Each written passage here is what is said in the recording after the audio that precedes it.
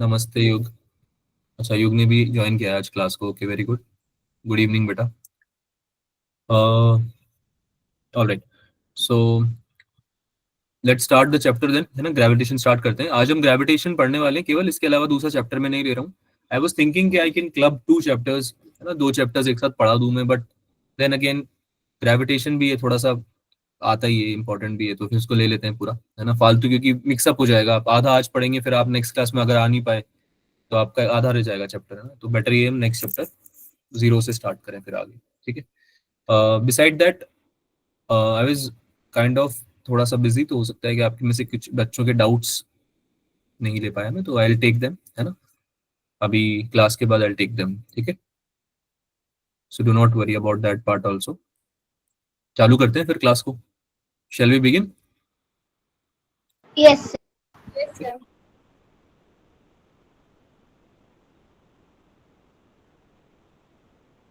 All right, so I am sharing my screen. बताइएगा आप लोगों को स्क्रीन विजिबल है या नहीं है। मैं एक बार फिर से बता देता हूँ, क्लास में मैं थोड़े से शॉर्ट नोट्स लेने वाला हूँ, ठीक है। आप लोगों ने अगर पढ़ा हुआ है ग्रेविटेशन तो आप लोग इस क्लास को स्किप कर सकते हैं। युग, जैसा कि मैंने आपको बताया, थोड़ा सा टाइम की कमी थी, but let me have a look on your doubts and your score card as well, ठीक है। And I will guide you accordingly, do not worry. आपका आ गया होगा वैसे आज स्कोर कार्ड, ठीक है। तो कितना आया वैसे युग, आप ही बता दो, थोड़ा इंटरनेट का भी फ्लक्चुएशन चल रहा है। 550 अराउंड आपने बताया था, उतना ही आया क्या इस बार भी? अच्छा, 604, बहुत बढ़िया युग, 604 बहुत सही मार्क्स है। वी कैन डेफिनेटली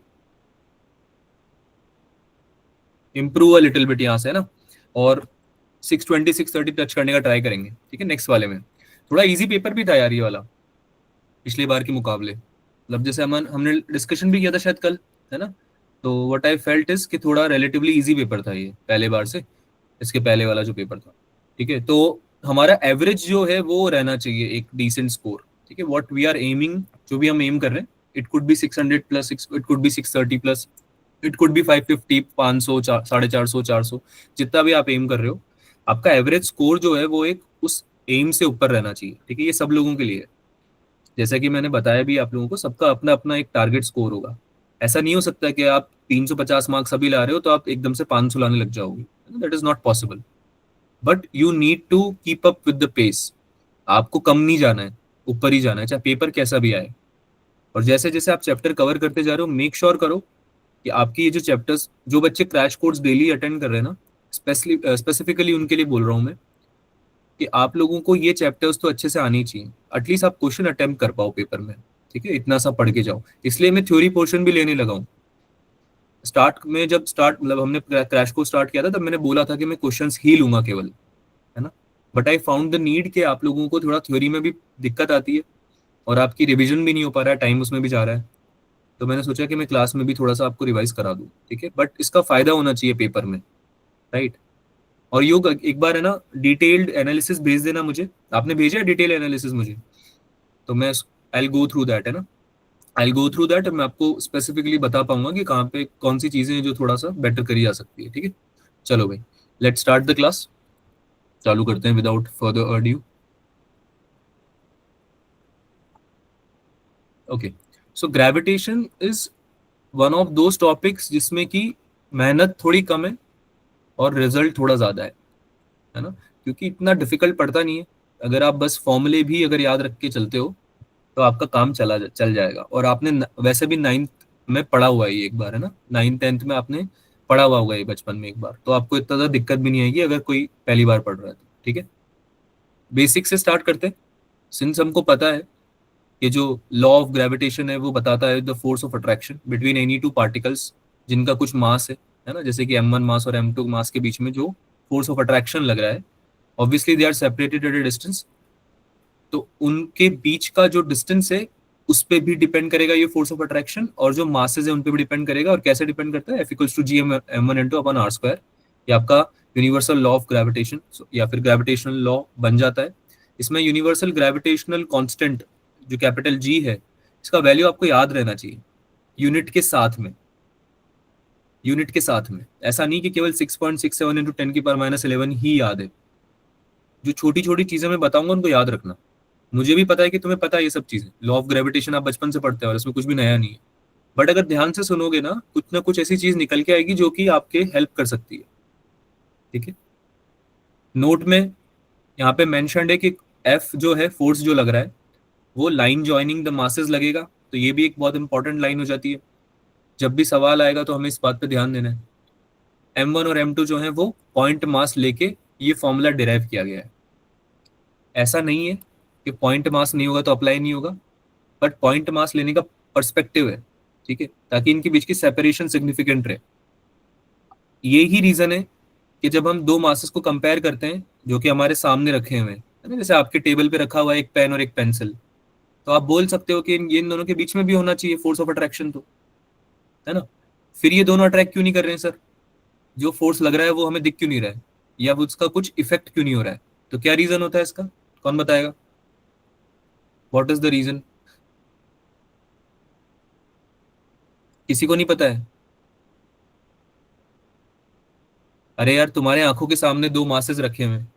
ये वॉलेट रखा हुआ है, दिख रहा है वॉलेट, और ये पेन है, ये दोनों भी रखे हुए हैं ना आपस में सामने। दोनों यस। मासेस हैं, इनके बीच का कुछ सेपरेशन है। फिर इनके बीच में जो फोर्स ऑफ अट्रैक्शन है वो विजिबल क्यों नहीं है, या इफेक्ट दिख क्यों नहीं रहा है हमें? सब वो वीक होता है बहुत ज्यादा। वीक होता है। Is that the only reason? No sir. Comparative होता है ना बेटा, केवल मासेस पे डिपेंड नहीं कर रहा, सेपरेशन भी तो काउंट में लेना पड़ेगा हमें, है ना। यस। दोनों चीजें काउंट में लेना पड़ेगा। तो एक सिग्निफिकेंट डिस्टेंस जब होगी, ठीक है, और सिग्निफिकेंट मासेस होंगे, तभी हम कैलकुलेट कर पाएंगे फोर्स ऑफ ग्रेविटेशन। ठीक है, जनरली इसलिए हम प्लैनेटरी बॉडीज का ही कंसिडर करके चलते हैं। एग्जांपल्स भी जो हम लेते हैं इसका, है ना, फोर्स ऑफ ग्रेविटेशन हम निकालते हैं। ऑल्दो सब पे लग रहा होता है, कोई भी दो मासेस हैं जिनके बीच में कुछ डिफरेंट डिस्टेंस है, सेपरेशन है, उन पे फोर्स ऑफ अट्रैक्शन लग रहा है। ठीक है, तो ये बात आपको समझ में आनी चाहिए, थ्योरेटिकल क्वेश्चंस में हेल्प कर जाती है। अगर हम वेक्टर फॉर्म में बात करें, जो कि जनरली इसी फॉर्म में सवाल आता है, तो हमको इस फॉर्म में भी सवाल सॉल्व करना आना चाहिए। कुछ अलग नहीं होगा ऑब्वियसली, जो फॉर्मूला है वो थोड़ा सा डिफरेंट दिखेगा क्योंकि आपको पता भी है इसका रीजन, है ना। यस। नीचे जब सेपरेशन ले लेते हैं हम दो पॉइंट्स के बीच में, M1 और M2 के बीच का सेपरेशन अगर R वेक्टर है, और M1 है पोजीशन वेक्टर R1 पे और M2 है पोजीशन वेक्टर R2 पे, तो इनका सेपरेशन जो होगा उसका होल क्यूब करना है। क्यों? क्योंकि उसका मैग्नीट्यूड ले रहे हैं, और ऊपर क्या ले रहे हैं? वेक्टर, है ना, R2 माइनस R1 वेक्टर, ताकि हम आर वेक्टर को डिफाइन कर सके। ठीक है, ऑब्वियसली जब हम वेक्टर की बात करेंगे तो डायरेक्शन हमारे लिए इंपॉर्टेंट होगी। जैसे कि यहाँ पे F on two because of one या due to one, GM1 M2 upon R square हो जाता है। लेकिन साथ में हम माइनस आर कैप भी लिखते हैं to make it in a vector form, है ना। और माइनस आर कैप में माइनस क्या बता रहा है हमें कि F21 जो है वो अपोजिट डायरेक्शन में लग रहा है आर के। आर वेक्टर जो होगा उसके अपोजिट डायरेक्शन में F21 लग रहा है ना। टू पे लगने वाला फोर्स ड्यू टू वन, तो इसी डायरेक्शन में लगेगा, क्योंकि फोर्स ऑफ अट्रैक्शन है। ये बात समझ में आती है सबको? यस। यस। वही, अगर यहाँ पे बॉडी रखी हुई है, यहाँ पे दूसरी बॉडी रखी हुई है, तो अगर M2 पे कितना फोर्स लग रहा है M1 की वजह से, अगर ये हमें निकालना है तो ऑब्वियसली इसका डायरेक्शन ये होगा। और आर वेक्टर का डायरेक्शन हमें पता है ना, it is from M1 to M2, that is why we have mentioned minus R cap. ठीक है, बहुत ही छोटी बातें हैं लेकिन ये बड़ी काम की आ जाती हैं जब सवाल आता है। ठीक है, तो आपको ये पता होनी चाहिए। आर वेक्टर को आर कैप को आप आर वेक्टर अपॉन आर लिखते हो, दिस यू ऑलरेडी नो। सो ये वेक्टर फॉर्म जो है ना, डू रिमेंबर दिस ऑल्सो। आगे चलते हैं, ग्रेविटेशनल फील्ड की बात करते हैं। इलेक्ट्रिक फील्ड पढ़ी हुई है आपने, तो ग्रेविटेशनल फील्ड समझने में भी कोई ज्यादा दिक्कत नहीं आएगी। ठीक है, ऑब्वियसली ये बताया जाता है कि जो फोर्स ऑफ अट्रैक्शन है उसका इन्फ्लुएंस कहाँ कहाँ लग रहा है, कहाँ कहाँ तक है ना। तो किसी मैसिव बॉडी का, या जिस बॉडी के पास कुछ मास है, उस बॉडी का जो इन्फ्लुएंस है, फील्ड ऑफ इन्फ्लुएंस है ना, वो ग्रेविटेशनल फील्ड बताता है कि ग्रेविटेशनल फोर्स कितने एरिया में या कितनी फील्ड में लग रहा होगा। ग्रेविटेशनल फील्ड स्ट्रेंथ जनरली हम जी से डिफाइन करते हैं, जिसको हम लिखते हैं GM अपॉन आर स्क्वायर, है ना। This also you know. Field yes. Lines, सब चीजें रेडियली होती हैं, पढ़ा हुआ है हमने। इलेक्ट्रिक फील्ड की बात करी थी जब भी, हमने यही बताया था आपको कि रेडियल होता है ना। G is also called acceleration due to gravity. G को हम एक्सेलरेशन ड्यू टू ग्रेविटी भी बोलते हैं। और ऐसा क्यों बोलते हैं हम? ये नाम इसका क्यों रखा हुआ है? What is the purpose? किसी को नहीं पता है? सर ग्रेविटी मतलब अर्थ जो है वो हमें अपनी तरफ अट्रैक्ट करती है ना, तो इसलिए। बेटा ग्रेविटी डिफाइन ही इस चीज से करी गई है ना। ये ग्रेविटेशनल फोर्स जो लग रहा है वो कौन सा एक्सेलरेशन है जो कॉज कर रहा है, या कौन सा एक्सेलरेशन की एक्सेलरेशन का प्रिडिसर है, तो वो आपको बताता है ग्रेविटेशनल फोर्स के बारे में। तो ऑब्वियसली कोई ना कोई एक्सेलरेशन एसोसिएटेड होगा उससे। तो जब तुम ग्रेविटेशनल फोर्स को ग्रेविटी बोल रहे हो, मतलब ये acceleration due to gravitational force को सॉरी ग्रेविटी बोल रहे हो, तो जो उसकी वजह से एक्सेलरेशन हो रहा है, भाई कोई भी फोर्स लगता है तो वो क्या कॉज करता है? एक्सेलरेशन कॉज करता है। यस है ना? आप जब भी किसी बॉडी पे फोर्स लगाते हो तो वो एक्सेलरेट करती है ना? तो अगर इलेक्ट्रिक फोर्स इलेक्ट्रोस्टैटिक फोर्स की वजह से एक्सेलरेशन हो रहा है, तो आप बोल सकते हो कि acceleration due to electrostatic force है। तो सेम तरीके से आप बोल दो कि एक्सेलरेशन ड्यू टू ग्रेविटी है, स्मॉल जी। ठीक है, इसमें कोई बहुत ज्यादा रॉकेट साइंस नहीं है। तो आपको सवाल अगर आ जाए कुछ इस तरह थ्योरेटिकल क्वेश्चन मान लो मोल्ड होके आ जाए तो कंफ्यूज मत हो जाना, इसलिए बता रहा हूँ। आगे चलते हैं। At earth surface it's close to 9.8 metre per second square. तो ये जो जी की वैल्यू है ये अर्थ के सरफेस पे है ऑलमोस्ट इतनी 9.8 मीटर पर सेकेंड स्क्वायर। ठीक है, क्या आपको ये जानकारी है कि स्मॉल जी का वैल्यू चेंज होता है डिस्टेंस के साथ यस में? सर। पक्की बात है? Yes sir. ठीक, तो सरफेस पे हम लेके चलेंगे ना तो हम बोलेंगे राइट कि भाई 9.8 मीटर पर सेकेंड स्क्वायर है। ये एक अजम्पशन है कि भाई सरफेस पे है सब चीजें। अगर ऑब्वियसली अगर आप सिग्निफिकेंट डिस्टेंस दूर जा चुके हो तो फिर आपको उस अकॉर्डिंगली कैलकुलेट करना, वो आगे पढ़ेंगे भी सही अभी, है ना? यस इंपॉर्टेंट फॉर्मुलेज में कुछ चीजें और पढ़ेंगे, जैसे कि इलेक्ट्रोस्टैटिक्स में हम पढ़ते थे वैसे ही हम ग्रेविटेशन में पढ़ेंगे। बेसिकली एनालॉगस चैप्टर्स हैं दोनों, इलेक्ट्रोस्टैटिक्स और ग्रेविटेशन एनालॉगस चैप्टर है, सिमिलर चैप्टर है दोनों। ठीक है, बस फोर्सेस बदल गए। अच्छा, कोई मुझे बता सकता है क्या कि इलेक्ट्रोस्टैटिक फोर्स, ग्रेविटी के बारे में तो तुम्हें पता है कि ये वीक फोर्स है, यस सर। पता है ना वीक फोर्स है। Yes sir. क्या इलेक्ट्रोस्टैटिक फोर्स भी वीक फोर्स है? No no sir. Sir, strong force. हाँ, कौन बताएगा? सर स्ट्रॉन्ग होती है वो, ग्रेविटेशनल फोर्स है। हाँ, लेकिन न्यूक्लियर फोर्सेस वीक होती है। Yes sir. Yes sir. Nuclear force के कंपैरिजन में वीक होती है, लेकिन इसको वीक फोर्स नहीं बोल देंगे हम। ऐसा नहीं कि सर ने बोला एनालॉगस थी तो हमने उसको वीक फोर्स बोल दिया, ऐसा नहीं करेंगे। ठीक है भाई? Yes sir. This is pretty much understood I guess. आवाज आ रही है ना मेरी सभी को? Yes yes sir. Yes sir. चलो जल्दी जल्दी बात कर लेते हैं फॉर्मूले के बारे में, क्योंकि ज्यादा कुछ डिटेल में पढ़ने की जरूरत है नहीं हमें। अगर हम रिंग की बात करते हैं तो इसमें हम अगर वैल्यू निकालना चाहें कि कैसे एक रिंग के केस में acceleration due to gravity vary कर रही है विद डिस्टेंस, तो उसका फॉर्मूला होता है G M X upon X square plus R square की पावर 3/2। सेम चीज पढ़ी हमने इलेक्ट्रोस्टैटिक्स में, है ना? बिल्कुल एग्जैक्ट सेम फॉर्मूला बनता था, आपको याद आ रहा हो तो। ठीक है, मास को चार्ज से रिप्लेस किया बस, और कैपिटल जी को रिप्लेस किया वहां पे के से। दिख रहा है आपको ये चीज? Yes sir. ठीक है, बाकी सब सेम चीजें। तो जब तुम एक बार ऑलरेडी डिराइव कर चुके हो तो दोबारा डिराइव करने की भी जरूरत नहीं है, फॉर्मूला आपको याद रहेगा क्योंकि आपको ऑलरेडी इलेक्ट्रोस्टैटिक्स वाला फॉर्मूला याद है। इसमें ये ग्राफ बहुत इंपॉर्टेंट है, इसको एक बार रिवाइज कर ले, दिस इज वेरी इंपॉर्टेंट कि acceleration due to gravity distance के साथ में कैसे वैरी करती है। ठीक है, तो जब आप इस रिंग की बात कर रहे हो तो इसके सेंटर पे जब आप आके बैठ जाओगे तो जी की वैल्यू डिस्टेंस के साथ में 0 हो जाती है, हाँ या ना? Yes yes sir. ठीक है, और जैसे जैसे आप आगे बढ़ने लगते हो या पीछे आने लगते हो, हाँ जी क्या बोल रहे हो बेटा? कुछ बोलना चाह रहा है कोई? यस सर ही बोल रहे थे लगता है। नो। ठीक है, तो ये फॉर्मूले से भी दिख रहा है यहाँ पे, इस फॉर्मूले में अगर x की जगह 0 रखूंगा तो पूरा सब कुछ 0 हो जाएगा ना, है ना? Yes. Multiplied by 0 is yes. Everything, तो फिर 0 हो जाएगा। ठीक है, तो ये याद रखेंगे, ये ग्राफ बहुत इंपॉर्टेंट है। -r/√2 और r/√2 पे मैक्सिमम वैल्यू जाएगी जी की। This is something which you can remember कि r/√2 सॉरी, और -r/√2 पे मैक्सिमम वैल्यू जा रही है। ठीक है, साइन के साथ में देखेंगे इसको भी। साइन बस ये बता रहा है, ये इसका जो ऊपर और नीचे बनाने का रीजन है वो केवल ये है कि एक बार आप राइट जा रहे हो, एक बार आप लेफ्ट जा रहे हो। ठीक है, तो आप ऑब्वियसली रेफरेंस किसको मानोगे? रिंग को मानोगे, उसके रिस्पेक्ट में आप जा रहे हो लेफ्ट या राइट, राइट? तो उस अकॉर्डिंगली हम देंगे वेक्टर्स को। ठीक है, तो वो साइन के साथ आ जाते हैं, इस वजह से ऊपर और नीचे बन रहा है। लॉन्ग वायर की हम बात करें तो इसमें भी 2g लैम्डा अपॉन आर बन जाता है। 2g लैम्डा अपॉन आर में लैम्डा जो है वो चार्ज पर यूनिट लेंथ नहीं है, इस बार mass per unit, KG per unit meter है। केजी पर यूनिट मीटर बोल लो या फिर मास पर यूनिट लेंथ बोल लो, ठीक है, ये बात समझ में आती है सबको।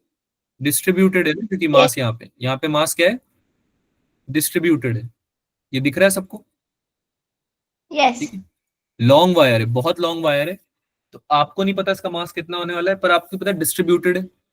तो फिर आप उस केस में क्या करोगे, लैम्डा इसका डिफाइन कर सकते हो और उसको यूज कर सकते हो स्मॉल जी की वैल्यू निकालने के लिए कि कितना एक्सेलरेशन हो रहा है किसी पार्टिकल का जो आर डिस्टेंस दूर रखा हुआ है उस वायर से, ठीक है। आगे चलते, स्फेरिकल शेल। स्फेरिकल शेल के लिए अंदर की तरफ, सर स्क्रीन पॉज हो गई है। स्क्रीन पॉज हो गई है, यस यस सर। अच्छा कोई ना, मैं एक बार रीशेयर कर रहा हूँ, लेट मी नो आपको दिख रहा है या नहीं। अगर किसी ने पढ़ा हुआ ये चैप्टर तो मैं पहले बोल चुका हूँ, आप लीव कर सकते हो, आपको वो चैप्टर ये आता है अगर, ठीक है। तो ऐसा नहीं कि मैं बहुत ज्यादा डिटेल में पढ़ाने वाला हूँ, बहुत ज्यादा डिफिकल्ट क्वेश्चंस, ये सवाल मतलब ये चैप्टर से जैसे सवाल आते हैं नीट में मैं उसी लेवल का पढ़ाऊंगा, ठीक है। तो अगर आपको लगता है आपको आता है तो आप जा सकते हो, आपको लगता है आपको रिवीजन की जरूरत है तो आप रुको, क्लास कंप्लीट करके जाओ, ठीक है। चलो भाई, अभी दिख रही है क्या screen? Yes sir. Okay, we were discussing about the thin spherical shell. Thin spherical shell के केस में जैसे हम पढ़ते थे इलेक्ट्रोस्टैटिक्स में भी, सेम तरीके से अगर आप अंदर की तरफ देखोगे, यानी कि अगर शेल के अंदर का कोई डिस्टेंस आपने ले लिया और उस पॉइंट पे आप निकालना चाह रहे हो एक्सेलरेशन ड्यू टू ग्रेविटी, तो वहां पे जीरो ही आएगी, ठीक है। बिकॉज ऑफ दैट पर्टिकुलर मास जो भी ए पॉइंट पे होगा उसकी वजह से जीरो आएगी।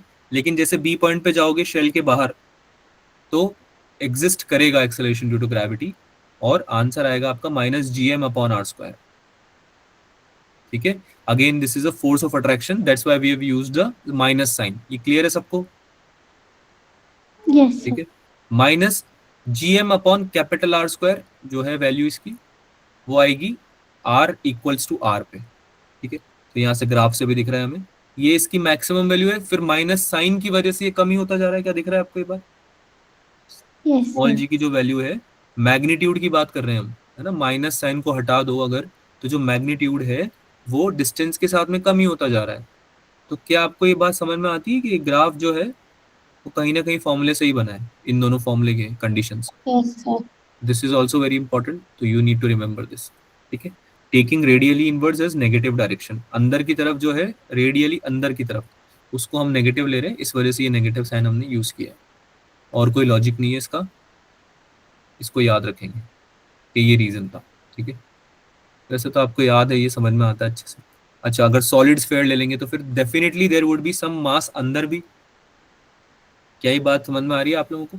अगर हम यस सॉलिड स्फीयर ले लिया तो ये हॉलो तो है नहीं, अंदर भी इसके कोई ना कोई मास है, ठीक है। सॉलिड स्फीयर का मतलब है कि आपका अंदर जो मास है उसका कुछ और मास अगर आप अज्यूम कर लो, लेट्स से m डैश, तो पहले तो आप उसको निकालो और फिर उसके टर्म्स में आप डिफाइन कर पाओगे कि अंदर की तरफ कितनी है। Obviously you could relate also, जैसे कि m डैश को हम बोल रहे हैं m times r³ upon capital R³, unitary method से निकाला हमने और कुछ नहीं है ये, ठीक है। तो m डैश के टर्म्स में भी आप स्मॉल g की वैल्यू लिख सकते हो और कैपिटल M के टर्म्स में भी आप लिख सकते हो। जब आप m डैश के टर्म्स में लिखोगे तो ये डायरेक्टली gm/r² बन जाएगा, जो सिंपल फॉर्मूला था हमारे होलोस्फेयर के लिए भी सरफेस पे। लेकिन अगर आप कैपिटल M के टर्म्स में लिखना चाहते हो अंदर की तरफ, तो फिर आपको लिखना पड़ेगा gm/r/r³। सेम चीज हमने सॉलिड स्फीयर के केस में इलेक्ट्रोस्टैटिक्स में भी करी थी, अगर आपको फॉर्मूले याद, यस सर। ठीक है। तो जैसे कि मैंने बोला, इनको याद करने में दिक्कत आएगी ही नहीं, क्योंकि आपने एक बार याद कर रखे हैं। आपको बस चार्जेस को मास से रिप्लेस करना है, के को जी से रिप्लेस करना है। लेकिन अगर आपने, अच्छा ये माइनस साइन जरूर याद रखना, माइनस साइन जरूर याद रखना, क्योंकि यहाँ पे फोर्स ऑफ अट्रैक्शन की बात हो रही है, ये भूलना मत, ठीक है। दूसरी बात क्या है कि अगर आपको एक भी याद है दोनों में से, इलेक्ट्रोस्टैटिक्स या ग्रेविटेशन में से, तो आप दूसरे अपने आप ही समझ में आ जाएंगे याद करके, तब याद करने की जरूरत नहीं, आप डायरेक्ट यूज कर सकते हो इसका ग्राफ। सिंस अंदर भी अब एग्जिस्ट कर रहा है जी, स्मॉल जी आपका अंदर भी है, तो ये स्ट्रेट लाइन आएगा, क्योंकि ये देख सकते हो आपके डायरेक्टली प्रोपोर्शनल है आर के, दिख रहा है हमको फॉर्मूले से। that it is directly proportional to r. Small r distance की बात हो रही है ना भाई, सेंटर से कितना दूर जाओगे यही तो डिस्टेंस है स्मॉल r, राइट? सेंटर से जैसे जैसे दूर जाओगे वैसे वैसे क्या स्मॉल r की वैल्यू बढ़ेगी, राइट? तो जैसे जैसे स्मॉल r की वैल्यू बढ़ रही है आपकी स्मॉल g की वैल्यू भी बढ़ रही है, लेकिन सिंस मैक्सिमम वैल्यू ये gm अपॉन r स्क्वायर के बराबर हो सकती है, वहां तक हो जाएगी, फिर ये क्या करना चालू कर देगी, कम होना चालू कर देगी, 1/r² के प्रोपोर्शनल है, क्योंकि ये दिख रहा है सबको, 1/r² के प्रोपोर्शनल है। ये चीज याद रखना, जब तक सेंटर पे नहीं आ जाता, सरफेस तक नहीं आ जाते सॉलिड स्फीयर में, तब तक तो वो डायरेक्टली प्रोपोर्शनल है आर के, ठीक है? और जैसे ही सेंटर के अब आगे बढ़े आप, मतलब सॉरी सरफेस के आगे बढ़े आप, तो वो इनवर्सली प्रोपोर्शनल हो जाता है स्क्वायर, डिस्टेंस के स्क्वायर, ठीक है? This you need to remember. आगे चलते हैं, ये जस्ट एक क्विक रिवीजन हो रहा है, ये आगे काम आएगा ना क्वेश्चंस में, तब आपको यूज करना है इसको। पोटेंशियल एनर्जी की बात करते हैं, कैसे डिफाइन होती पोटेंशियल एनर्जी? कैसे डिफाइन होती potential energy gravitational potential energy की टर्म्स में अगर आप बोलो तो? लिखा हुआ है भाई, बोलो कैसे समझते हो तुम लोग? आवाज आ रही है मेरी? Am I audible? Yes sir. बेटा पोटेंशियल एनर्जी का जो जनरल इंटरप्रिटेशन होता है वही तो होगा ना ये भी, कि भाई आपने कितना वर्क किया है किसी एक मास को बहुत स्लोली इन्फिनिटी से लेकर m1 तक लाने में। m1 तक मतलब m1 से r डिस्टेंस दूर तक, है ना? तो अगर आप w वर्क कर रहे हो from in bringing m2 from infinity to r distance, तो आपका w हो जाएगा -gm1m2/r। ठीक है भाई, इसको सॉल्व हमने बिल्कुल सेम जो हमने अभी फॉर्मूले डिफाइन किए थे उससे किया है। वर्क डन हमने निकाला इन्फिनिटी से आर तक, क्योंकि लेके आ रहे हैं हम इन्फिनिटी से आर तक। अच्छा, इसमें ग्रेजुअली जो है पॉइंट वो बहुत इंपॉर्टेंट है। अगर हम ग्रेजुअली नहीं लाएंगे, वेरी स्लोली नहीं लाएंगे, तो क्या डिफरेंस आएगा, कौन बताएगा? काइनेटिक एनर्जी भी आ जाएगी। बॉडी में कुछ ना कुछ काइनेटिक एनर्जी भी आएगी, है ना? जबकि हमें डिफाइन ही पोटेंशियल एनर्जी के टर्म्स में करना है पूरा, ठीक है? तो पोटेंशियल एनर्जी के बराबर तभी होगा आपका वर्क डन जब आप उसको बहुत स्लोली लेके आते हो, ताकि उसमें कोई काइनेटिक एनर्जी नहीं आ पाए, ठीक है? Also W equals to delta U, change in potential energy के बराबर होगा। यही होता है वैसे भी, नेट वर्क डन यही होता है, yes sir. Change in energy के बराबर। चेंज इन काइनेटिक एनर्जी बोलते हैं, लेकिन वो जब काइनेटिक एनर्जी नहीं है तो चेंज इन पोटेंशियल एनर्जी के बराबर बोलते हैं। और कंजर्वेटिव फोर्सेस के टर्म्स में जनरली यही लिखते हैं, ठीक है? UF minus UI। अच्छा, ये सबको पता है कि रेफरेंस पॉइंट मानते हुए इन्फिनिटी पे पोटेंशियल एनर्जी को जीरो मानते हैं, यस सर। है ना? कि भाई इन्फिनिटी पे जीरो क्यों मान रहे हैं? कि भाई इन्फिनिटी से लेकर इन्फिनिटी से इन्फिनिटी ले जाने में तो कोई वर्क ही नहीं हुआ है, इन्फिनिटी से इन्फिनिटी में ले जाने में तो कोई वर्क ही नहीं हुआ है, तो फिर आपकी पोटेंशियल एनर्जी भी कितनी रहनी चाहिए उस जगह पे? जीरो, ठीक है? अरे बात समझ में आ रही है? और फॉर्मूले से भी आप देखो, तो अगर आप आर को इन्फिनिटी रख दोगे, अगर आप आर को इन्फिनिटी रख दोगे तो आपका वर्क डन जीरो नहीं हो जाएगा? ये 1/इन्फिनिटी कितना होता है? 0। 1/इन्फिनिटी जीरो होता है, तो फॉर्मूले से भी पता चल रहा है, ठीक है? तो ये हो जाएगा -gm1m2/r equals to u final minus u initial. तो u इनिशियल यानी इन्फिनिटी पे जब थी तब जीरो थी, क्योंकि इन्फिनिटी से लेके आए हो, तो इनिशियल क्या था? इन्फिनिटी। वहां से लेकर आप r डिस्टेंस तक लाए हो, तो आपका u फाइनल का वैल्यू ही आ जाएगा -gm1m2/r। यहाँ से हमने डिफाइन किया ही, ठीक है? कि भाई इन्फिनिटी पे रेफरेंस पॉइंट है, वहां पे जीरो है, तो वहां से लाने में कितना लगेगा? -gm1m2/r, ठीक है? कंजर्वेशन ऑफ एनर्जी से ही किया है ये, वर्क एनर्जी थ्योरम यूज करिए बेसिकली आप। आगे बात करते हैं ग्रेविटेशनल पोटेंशियल की। ग्रेविटेशनल पोटेंशियल और पोटेंशियल एनर्जी को कंफ्यूज मत करना, है ना? जैसा हो जाता है कई बार कि हम कंफ्यूज कर लेते हैं दोनों चीजों को, दोनों चीजें अलग है। ये बात समझ में आती है सबको? यस। वैसे ही जैसे इलेक्ट्रोस्टैटिक पोटेंशियल एनर्जी अलग चीज थी और इलेक्ट्रोस्टैटिक पोटेंशियल अलग चीज था, है ना? क्या रिलेशनशिप था दोनों में, कोई बता सकता है?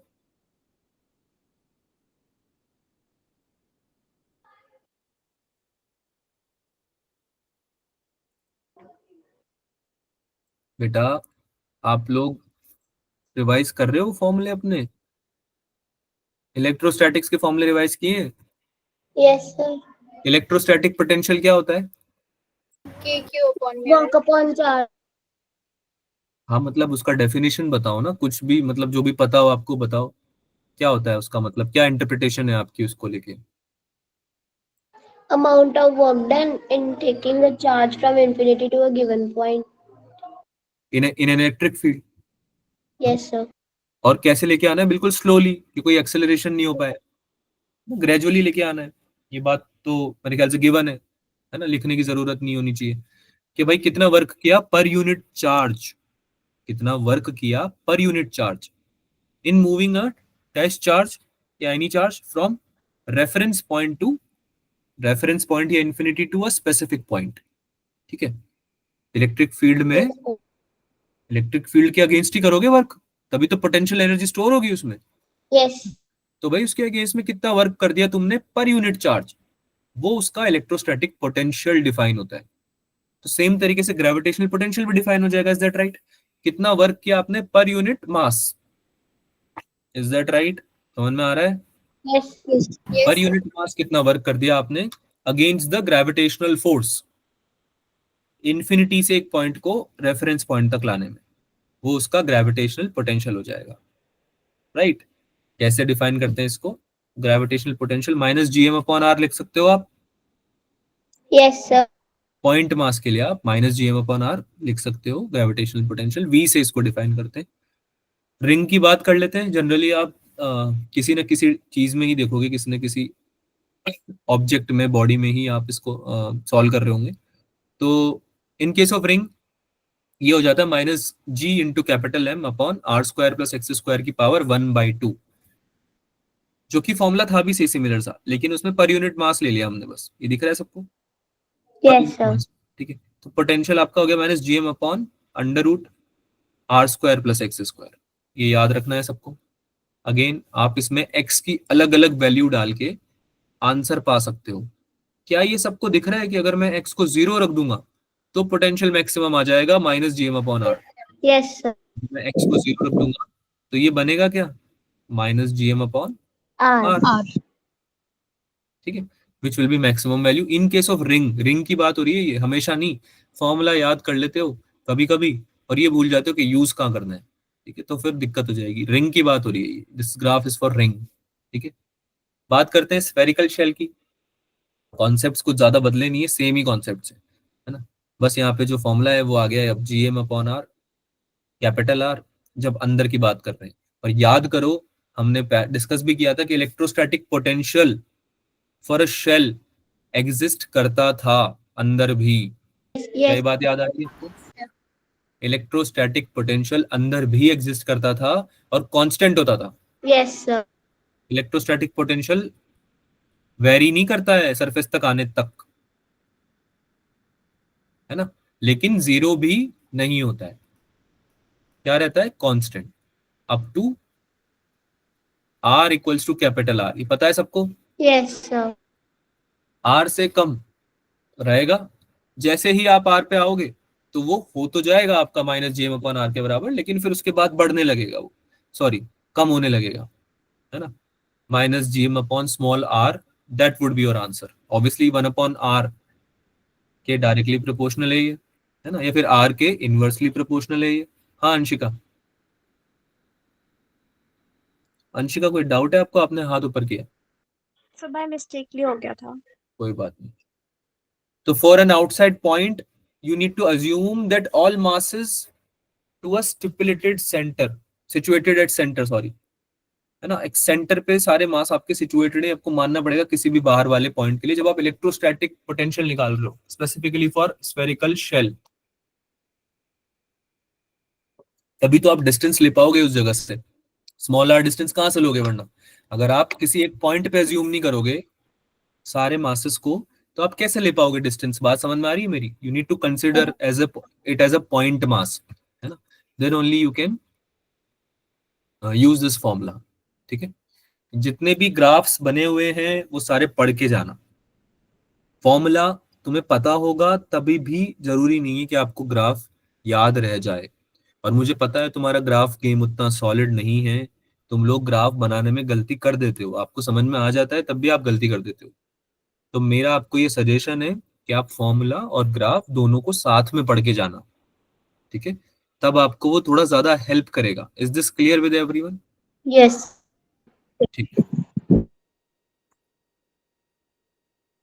सॉलिड स्फेयर की बात कर लेते हैं। सॉलिड स्फेयर के केस में पोटेंशियल अंदर की तरफ तो हो जाएगा minus GM/2 r³ 3r² minus r²। इसका डेरिवेशन है प्रॉपर, लेकिन आपको डेरिवेशन में नहीं जाना है, you do not have that much of time. Derivation अगर आपको देखना है फिर भी तो आप मॉड्यूल रेफर कर सकते हो, या फिर नोट्स भी रेफर कर सकते हो, शायद ग्रेविटेशन मैंने पढ़ाया भी हुआ है तो आपको मिल जाएगा। ये अवंती लाइफ पे भी मिल जाएगा इसका लेक्चर।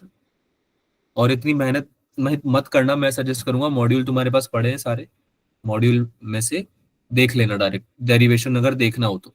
और अगर नहीं देखना है तो भी कोई दिक्कत नहीं है, फॉर्मूला आप याद रखो, सॉल्व करो इस पे सवाल, अपने आप थोड़ा बहुत याद हो जाएगा ये।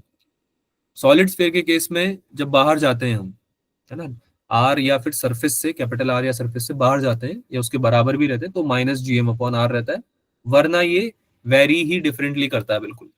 तो इसलिए इसका ग्राफ भी आप देख सकते हो, थोड़ा पैराबोलिक सा कर्व है ये, ठीक है। इट्स अ पैराबोलिक कर्व, कहां तक? सरफेस तक, सरफेस तक आने तक ये पैराबोलिक कर्व है। दिख रहा है सबको ये? Yes, sir. ठीक है। फिर ये 1/r के डायरेक्टली प्रोपोर्शनल हो जाता है या फिर इनवर्सली प्रोपोर्शनल हो जाता है आर के, ठीक है। इसमें भी आप सारे मासेस को सेंटर पे अज्यूम करके चलोगे, सेम चीज आपको यहाँ पे भी वैलिड है। अब हम बात कर लेते हैं कि जो हाइट के साथ है जी कैसे वेरी करे, जो हमने थोड़ी देर पहले डिस्कस भी किया था और उस पर सवाल बहुत आते हैं, शायद मॉक टेस्ट में भी आया था उस पर सवाल एक, हाइट के साथ में कैसे चेंज हो रहा है। आया था ग्रेविटेशन से एक क्वेश्चन आया था शायद, जिसमें शायद यही था कि हाइट के साथ कैसे चेंज हो रहा है ना। So it's a very important concept and formula, you need to remember this. G आपका किसी एच हाइट पे, लेट से कि आपने कोई एच हाइट सिग्निफिकेंट हाइट है जैसे कि मान लो, वरना एच क्या हो जाएगा, आर के कंपैरिजन में 0 हो जाएगा। क्या ये बात समझ में आती है सबको? अगर एच सिग्निफिकेंट नहीं हुआ, सिग्निफिकेंट मतलब अगर आर मेरा 6400 किलोमीटर है, अप्रोक्सीमेटली इतना ही होता है अर्थ का Yes. रेडियस, है ना, तो इसके कंपैरिजन में ऐसा तो नहीं होना चाहिए ना बेटा कि आपने 30 किलोमीटर ऊपर ले गए आप किसी चीज को। क्या ये बात समझ में आ रही है? अगर आप 30 किलोमीटर ऊपर लेके आते हो, वैल्यू वेरी करेगी ऑब्वियसली, ऐसा नहीं है कि जी की वैल्यू वेरी नहीं करेगी, लेकिन बहुत ज्यादा नहीं करेगी ना, क्योंकि आप इसको इसके कंपैरिजन में तो नेग्लिजिबल मान सकते हो, कैलकुलेशन पर्पस के लिए मानते हैं, वैसे ऐसी चीजें करते हैं हम, है ना। तो ये बात समझ में आ रही सबको? तो एच हाइट पे ले जाने के बाद सवाल आपको पूछ रहा है तो अलग बात है, वरना आपको ये देखना है कि क्या वो सिग्निफिकेंट हाइट है या नहीं, तभी जाके वो एक अच्छा मतलब एक प्रॉपर वेरिएशन आएगा। रही बात फॉर्मूले की, तो फॉर्मूला आपका डायरेक्टली आपको बता देता है रिलेशनशिप, और निकालना कोई मुश्किल भी नहीं है। सेंटर से जो डिस्टेंस होता है टोटल, वही ले लेते हैं हम, GM/r² लिखते हैं तब। तो ये डिस्टेंस कितना है भाई? r+h ही तो है ये Yes. डिस्टेंस r+h ही तो है। तो GM/r² की जगह GM/r+h², h का होल स्क्वायर रख देंगे। अब इसमें कर क्या रहे, डिवाइड कर देंगे इस डिनोमिनेटर को h² से, ठीक है। या फिर इसमें हम कॉमन भी ले सकते हैं, जैसे कि आप लोग को यहाँ पे दिख रहा होगा, r² को कॉमन ले लिया, इस ब्रैकेट से r² को बाहर निकाल लिया, तो अंदर क्या बनेगा, 1+h/r का होल स्क्वायर -2। या आप इसको डायरेक्टली ऐसे भी लिख सकते हो कि अगर आपने अपने फॉर्मूले में, इस वाले फॉर्मूले में r² को बाहर कॉमन ले लिया, तो ये बन जाएगा 1+h/r का होल स्क्वायर। ये आपको दिख भी रहा होगा, दिख रहा है? अगर r+h का होल स्क्वायर लिखा हुआ है और इसमें अगर आप कॉमन ले लेते हो r² को, तो लेट से कि आप डिवाइड कर रहे हो, है ना, Yes. r² से आपने डिवाइड कर दिया लेट से, तो आपने जब इसको डिवाइड किया r² से, तो r तो बाहर आ गया, r² तो बाहर आ गया, और अंदर बचा h/r, क्योंकि जब आप इस ब्रैकेट को खोलोगे तो h²/r² आएगा ना। तो इस वजह से आप इसको बाहर ले भी, r² को बाहर लेके अंदर आप ये टर्म बना सकते हो। इसको टर्म को बनाने का पर्पज है एक, ऐसे नहीं बना दिया मजे मजे में, ठीक है। पर्पज ये है कि अगर h/r 1 से बहुत छोटा हो जाए, वही बात, अगर h/r 1 से बहुत छोटा है तो इसका मतलब यही तो हुआ कि ये h जो है वो r से बहुत छोटा है। ये समझ में आता है जो लिखा अभी? अरे यार, h/r अगर 1 से बहुत छोटा है तो ये r को क्रॉस मल्टीप्लाई करके यही तो लिख सकते हो तुम कि h जो है वो r से बहुत ज्यादा छोटा है ना। यानी कि जितनी हाइट तुम, जैसे तुम अभी जहाँ पे खड़े हुए हो अर्थ, तुम जहाँ पे भी बैठे हो खड़े हो, वो अर्थ की सरफेस से कोई बहुत ज्यादा हाइट ऊपर तो है नहीं, यस सर। है ना। और अर्थ की रेडियस के कंपैरिजन में, अर्थ की रेडियस के कंपैरिजन में बहुत छोटा है वो, डिस्टेंस बहुत छोटा है।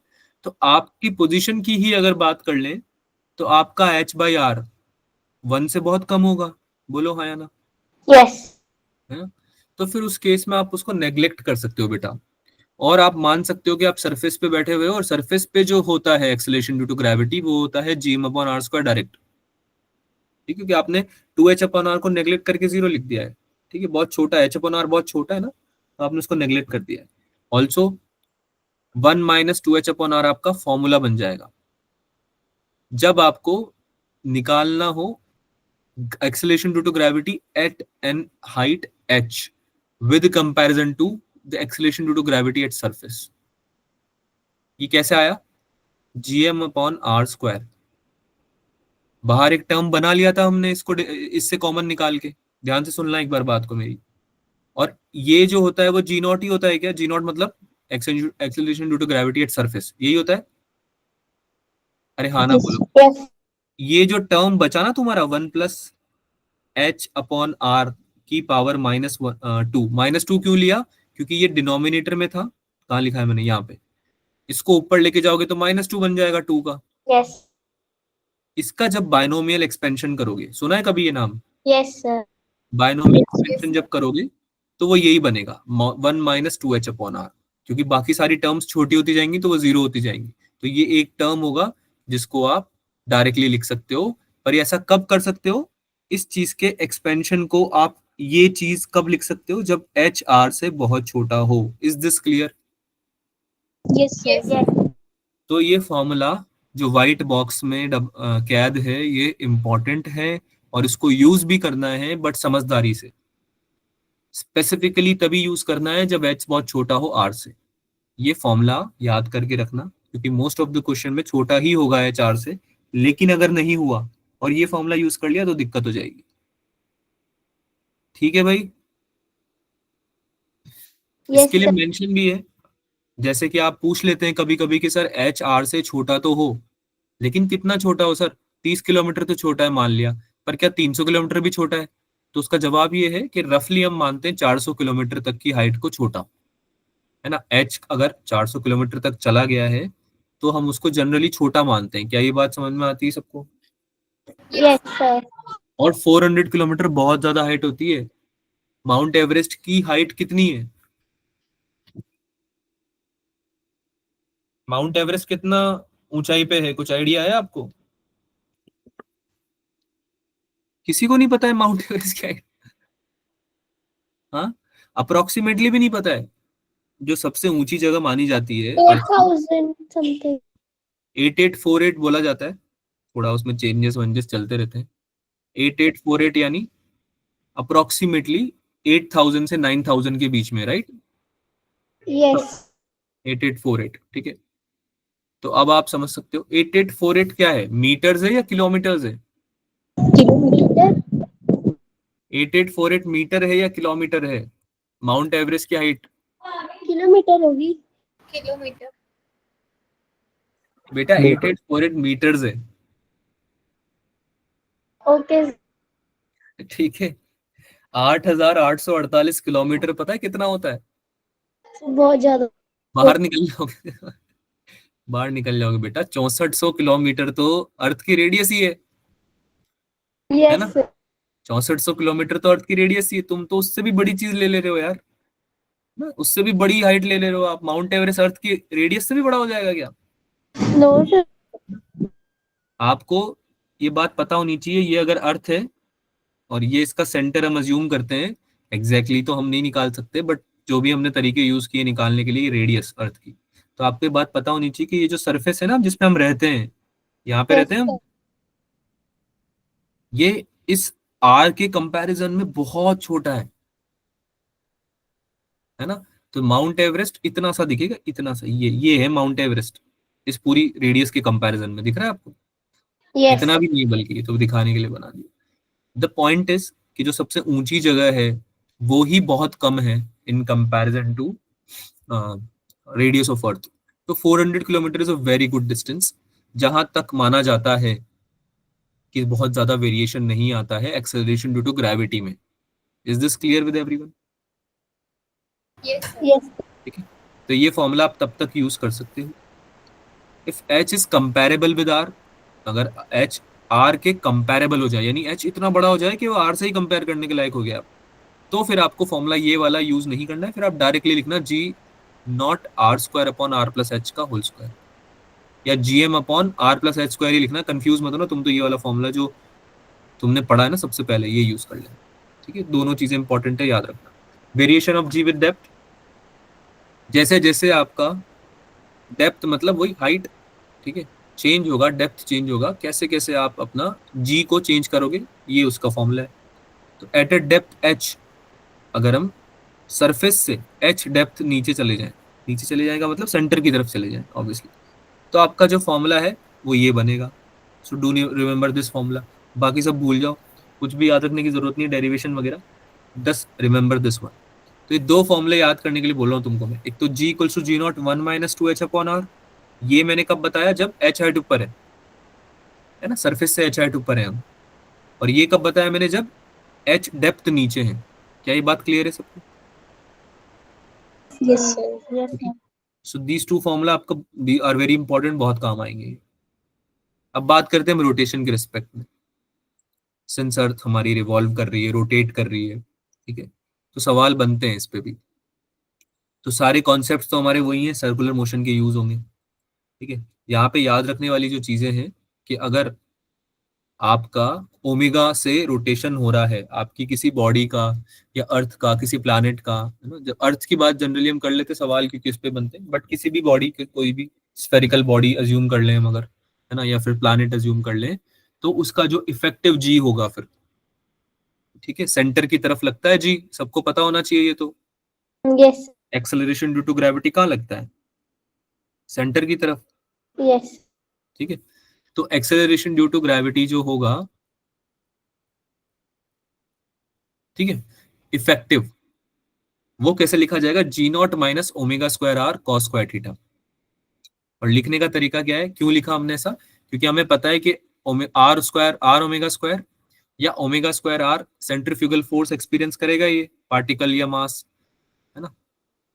अरे बात समझ में आ रही है, ओमेगा से अगर घूम रहा है आपका स्फेरिकल बॉडी, तो सेंट्रीपिटल फोर्स लगता है उस पर कुछ ना कुछ, तो सेंट्रीफ्यूगल फोर्स भी लगेगा अपोजिट डायरेक्शन में।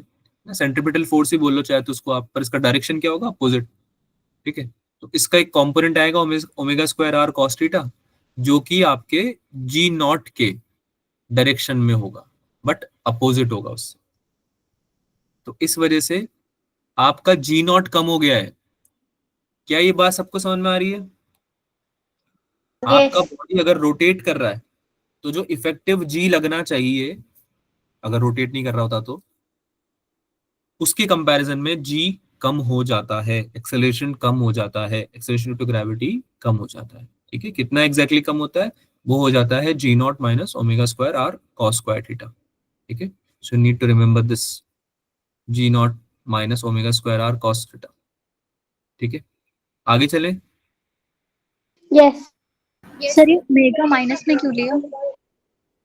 बेटा माइनस में इसलिए लिया है क्योंकि आपका एक्सेलरेशन ड्यू टू ग्रेविटी तो सेंटर की तरफ लगता है, राइट। और ओमेगा स्क्वायर आर जो आपका आ रहा है, ओमेगा स्क्वायर आर क्या होता है, फोर्स होता है या एक्सेलरेशन होता है?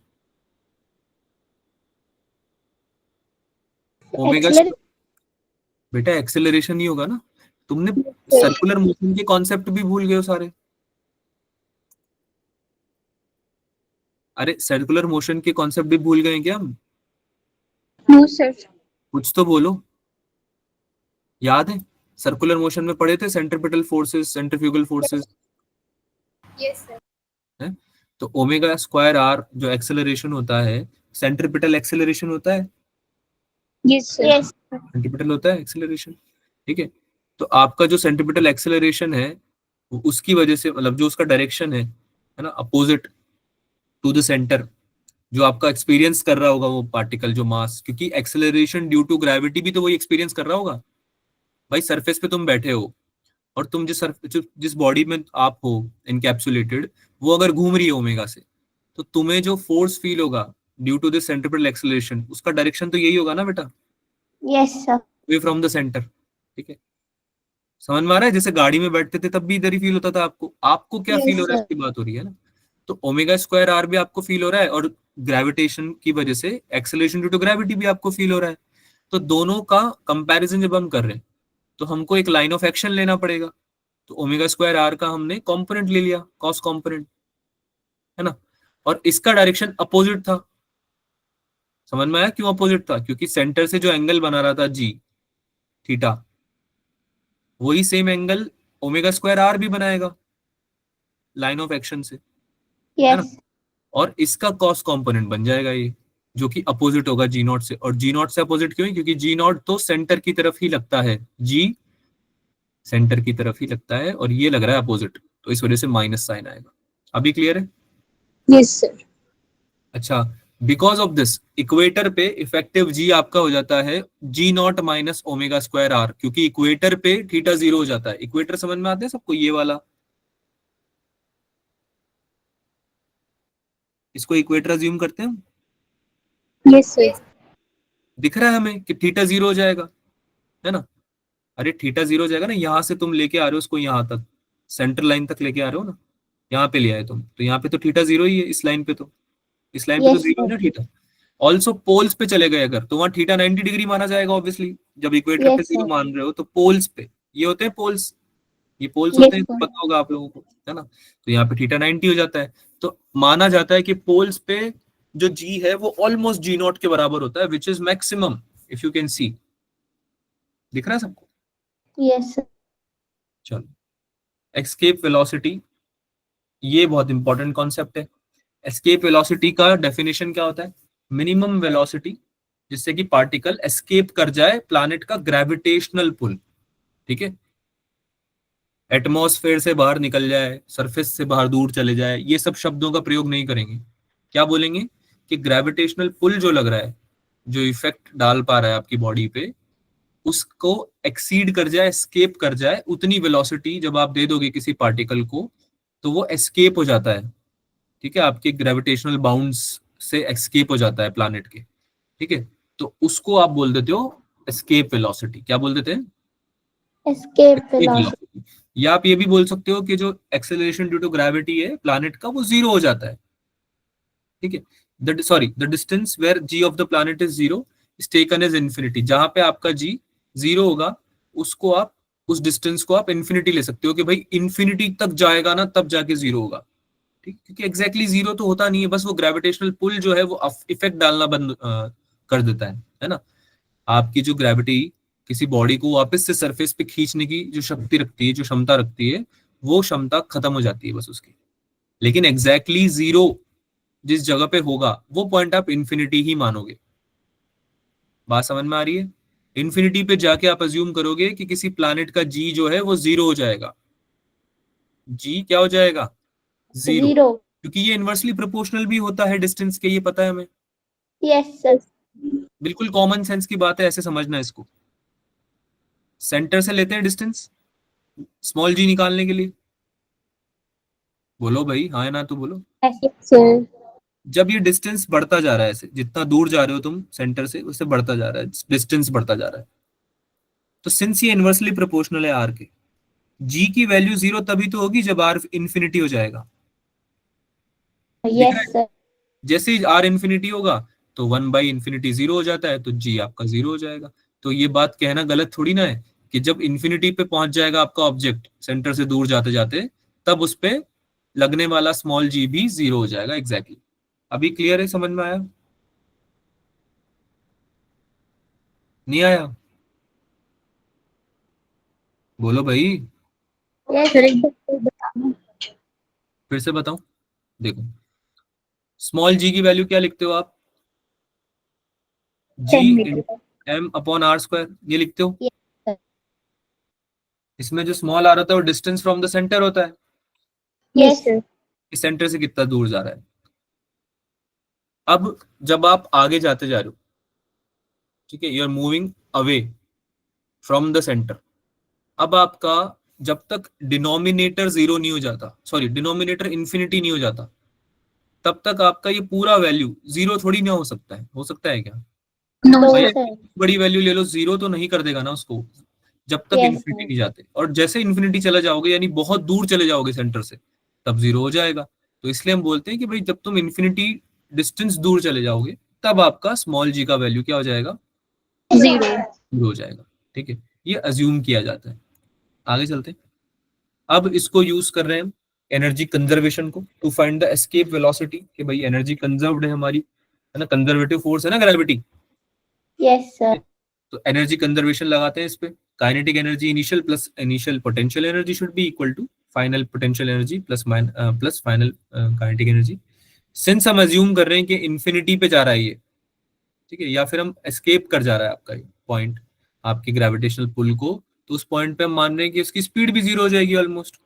ठीक है, उसकी स्पीड जो भी होगी उसकी वजह से उसका फाइनल काइनेटिक एनर्जी और फाइनल पोटेंशियल एनर्जी जीरो हो जाएगा। और इनिशियली तो हाफ एम बी स्क्वायर से आपने फेंका ही है उसको, Yes, sir. एस्केप वेलोसिटी तो फेंका ही है आपने, वही कैलकुलेट करने के लिए आप निकाल भी रहे हो, है ना, ये मतलब ये कंजर्वेशन लगा भी रहे हो।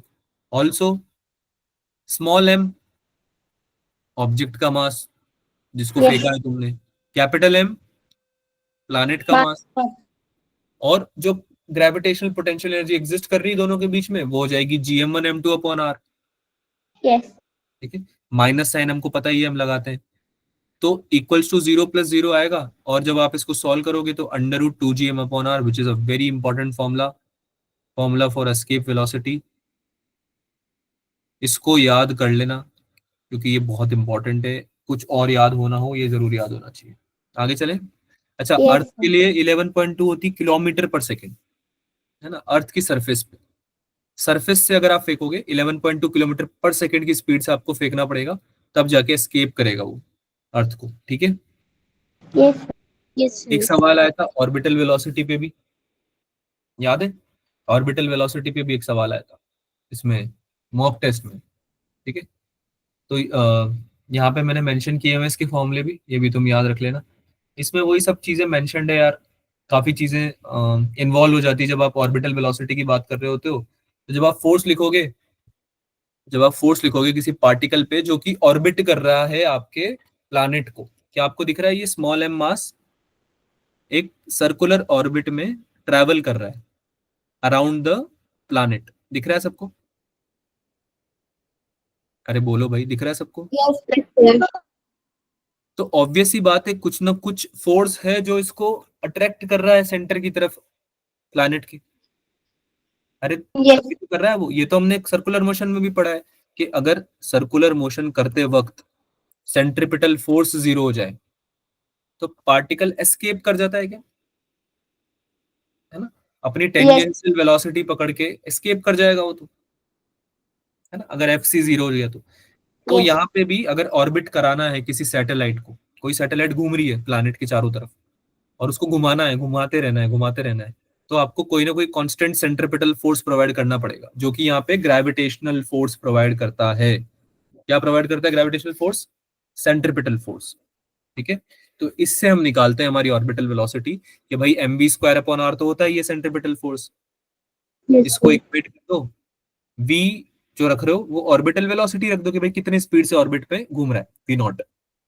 mv0² / r हो गया आपका सेंट्रिपिटल फोर्स, इसको इक्वेट कर दो ग्रेविटेशनल फोर्स के gm1m2/r², g capital M into small m/r²। समझ में आया सबको? Yes sir.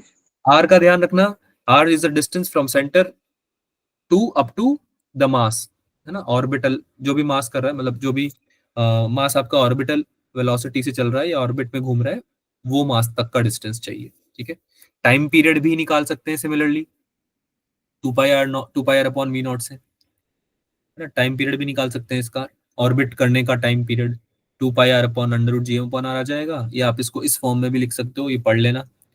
काइनेटिक एनर्जी भी लिख सकते हैं कि हाफ mv0² से चल रही होगी। ठीक है, तो इसको आप gm1m2/2r के इक्वल भी लिख सकते हो, क्योंकि आपको v0 की वैल्यू पता है, आपको बस रिप्लेस करनी है। ठीक है, पोटेंशियल एनर्जी डिफाइन ही है इस कोई भी दो पार्टिकल के बीच की potential energy, gravitational potential energy हम लिख देते हैं Gm1m2/r।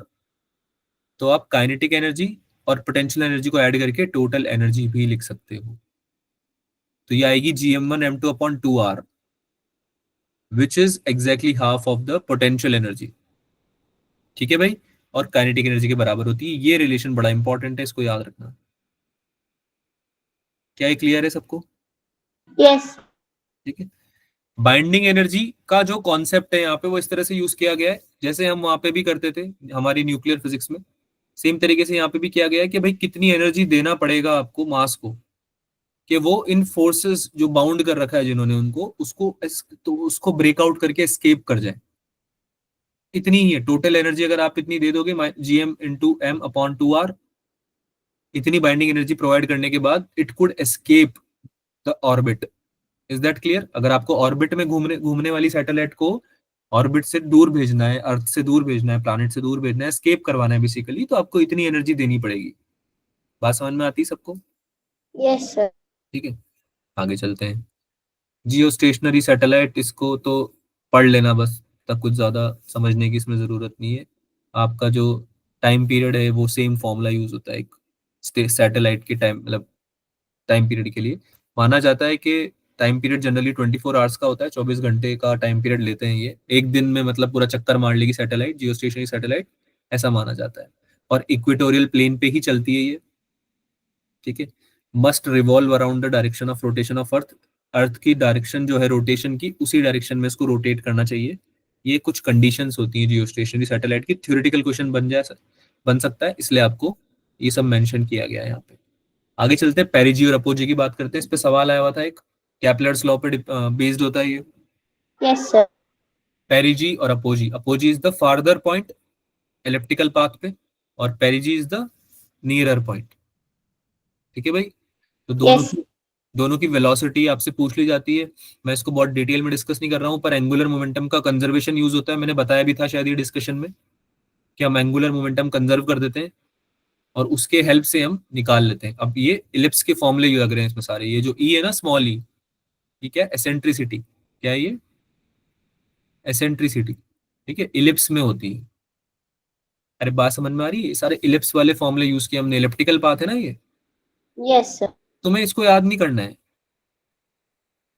जो याद करने वाली चीज है वो है ये कि वीपी का वैल्यू कितना होता है, वीए का वैल्यू कितना होता है। इसके अलावा याद करने वाली चीज है ये कि भाई कौन तेज चलता है ना, वीपी ज्यादा होता है या वीए ज्यादा होता है। बात समझ में आ रही VA.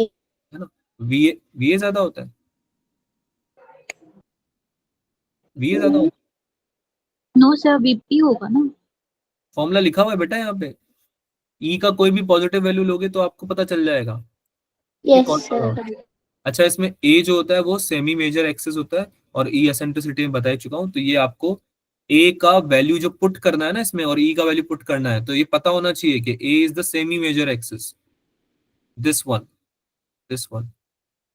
ठीक है, सेमी मेजर एक्सिस पता होना चाहिए, सेमी माइनर एक्सिस पता होना चाहिए। इलिप्स के केस में इलिप्टिकल पाथ या इलिप्स के क्वेश्चंस बहुत सारे बनते हैं, तो एक बार बेसिक मैथ्स पढ़ लेना। उसके जितने भी फॉर्मूले हैं, मुश्किल से आधे पेज के फॉर्मूले हैं, और एक बार देख लेना। मैं यूं भी नहीं कह रहा याद कर लेना, बस एक बार गो थ्रू कर लेना। मैं यहाँ पे लिख देता हूँ ताकि आपको याद रहे इलिप्स के फॉर्मूले। आगे चलते हैं। जो इंपॉर्टेंट चीजें हम वो पढ़ चुके हैं वैसे मोस्टली। यहाँ पे कुछ इंपॉर्टेंट फॉर्मूले हैं प्रोजेक्टेड वेलोसिटी वर्सेस पाथ के, मतलब कुछ इंपॉर्टेंट नोट्स हैं जो कि आप याद एक बार देख लेना कि अगर आप अलग अलग केसेस में पाथ वन, जैसे पाथ वन फॉलो कर रहा है आपका पाथ, कोई पार्टिकल है एम मास का या कोई ऑब्जेक्ट है एम मास का जिसका वी वेलोसिटी है, अगर ये 0 हो जाएगा तो आपका पार्टिकल स्ट्रेट लाइन फॉलो करते हुए इट विल फॉल डाउन। ये दिख रहा है सबको? Yes sir. Fall down. अगर ये 0 से v नॉट के बीच में होगा, v not is the orbital velocity. v not क्या है? Orbital velocity. पढ़ के आए ना अभी ऊपर हम लोग? Yes. ठीक है, उसके बीच में अगर है तो it will follow an elliptical path. ये सेकंड वाला पाथ जो दिख रहा है it will follow that. v equals to V naught अगर होगा तो ये तो पढ़ के आ चुके हैं हम कि सर्कुलर ऑर्बिट में घूमता है। थर्ड नंबर दिख रहा है सबको? सर्कुलर ऑर्बिट में घूम लेगा आपके प्लैनेट के चारों तरफ। इज दिस क्लियर बच्चों? अरे कुछ तो बोल Yes, दो। sir. अगर ऑर्बिटल वेलोसिटी और एस्केप वेलोसिटी के बीच में चला दिया तुमने, उतनी स्पीड दे दी, तो ये फिर से इलिप्टिकल पाथ ही फॉलो करेगा, पाथ नंबर 4। और पाथ नंबर 5 और 6 जो है पैराबोला और हाइपरबोला बन जाते हैं अगर एस्केप वेलोसिटी दे दो या उससे भी ज्यादा स्पीड से फेंक दो तो। ठीक है, और उन केसेस में जनरली ये रिवॉल्व नहीं करता है। Is this clear? रिवॉल्व नहीं करता है जनरली, चारों तरफ नहीं घूमता है फिर प्लैनेट के। ठीक है, क्योंकि एस्केप कर गया ना बेटा। Yes. कूल। कैपलर्स के लॉ लिखे हुए हैं, ये तुमने पढ़े हुए हैं बचपन में, बस एक रिवीजन के लिए मैंने फिर से लिख दिया है। Law of orbit first law होता है, बोलता है planet revolves around the sun in elliptical path with sun at one of the foci. Foci या फोसाई जो होती है इलिप्स की, वो सर्कल का जैसे सेंटर होता है ना, वैसे उस तरह से एक्ट करती है। ठीक है, तो उसको सेंटर बनाते हुए बेसिकली सन का, मतलब सन को आपको चारों तरफ अज्यूम करना है कि प्लैनेट क्या कर रहे हैं, घूम रहे हैं, रिवॉल्व अराउंड कर रहे हैं इलिप्टिकल पाथ में। ये आपको केपलर ने बताया था फर्स्ट लॉ में।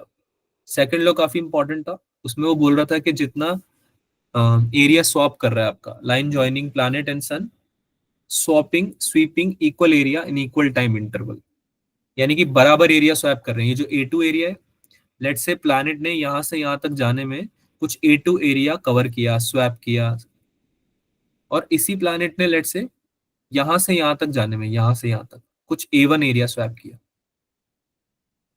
तो ये इस तरह से ही डिजाइन है पाथ, या इस तरह से ही होता है कि ये एरियाज बराबर होंगे, इक्वल एरिया स्वैप करेगा ये, और टाइम इंटरवल जो होगा वो भी इक्वल होगा। ये बात समझ में आती है आप लोगों को? यानी Yes. कि इन बीच का जो रेशियो है वो बराबर होगा। A1/T1, यानी A1 एरिया स्वैप करने में जितना टाइम लगा है T1, वो बराबर होगा A2 एरिया टाइम स्वैप करने में जितना टाइम लगा है T2। ये बहुत इंपॉर्टेंट रिलेशन है, इसको याद रखना। बात समझ में आ रही है? इसको याद रखना, इस वाले को, ये रेशियो को। इसके अलावा लास्ट लॉ ऑफ पीरियड्स बहुत इंपॉर्टेंट है, T square is directly proportional to A cube. ये भी आपको पता होना चाहिए, अभी आप पढ़ के आ चुके हो ये सेमी मेजर एक्सिस ए वगैरह, और टी है टाइम पीरियड। ठीक है, तो इस पे भी क्वेश्चन बन जाते हैं थर्ड वाले लॉ पे। ये दोनों लॉ इंपॉर्टेंट है, सेकंड और थर्ड, इस पे सवाल बन सकते हैं। ये दो फॉर्मूले आपको याद रहनी चाहिए, तो ये T square is directly proportional to A cube, और ratio A1/T1 equals to A2/T2। चलिए भाई, कुछ सवाल करते हैं, काफी थ्योरी पढ़ ली है अभी तक। कुछ जो पढ़ा उसमें कुछ सवाल है, कुछ डाउट है किसी को?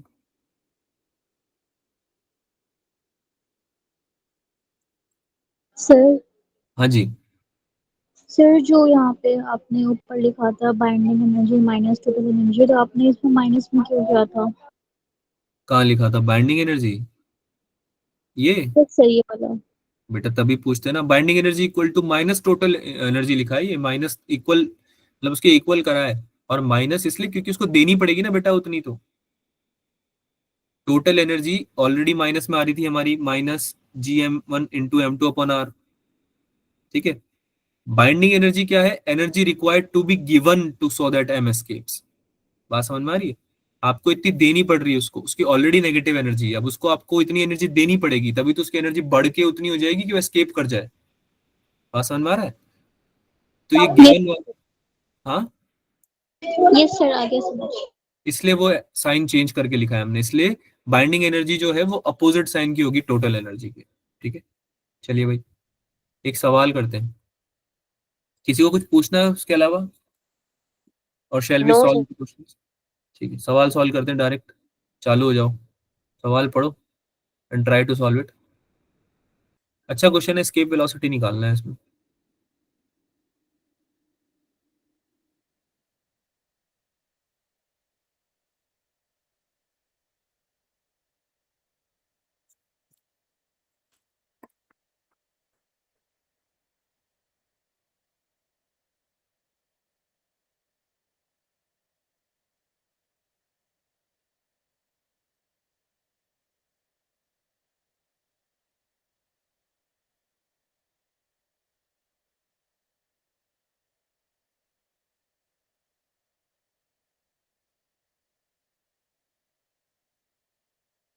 चैट में आंसर करना जब हो जाए।